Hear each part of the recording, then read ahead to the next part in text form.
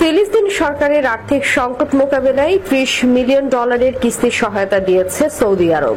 বৃহস্পতিবার জর্ডানের রাজধানী আম্মানে আয়োজিত এক অনুষ্ঠানে ফিলিস্তিনের অর্থমন্ত্রী ওমর আল বিতার সৌদি দূতাবাসের কাছ থেকে এই অর্থ গ্রহণ করেন। জর্ডানে সৌদি দূতাবাসের ভারপ্রাপ্ত চার্জ ডি অ্যাফেয়ার্সের মোহাম্মদ মুনিশ এই অনুদান হস্তান্তর করেন। তিনি বলেন, ফিলিস্তিনি জনগণের অর্থনৈতিক ও মানবিক কষ্ট লাঘবে সৌদি আরব প্রতিশ্রুতিবদ্ধ। এটি 2025 সালের জন্য সৌদি আরবের অব্যাহত সমর্থনের অংশ। ফিলিস্তিনের অর্থমন্ত্রী ওমর আল বিতার সৌদি আরবের রাজনৈতিক ও অর্থনৈতিক সহায়তার জন্য কৃতজ্ঞতা প্রকাশ করেন।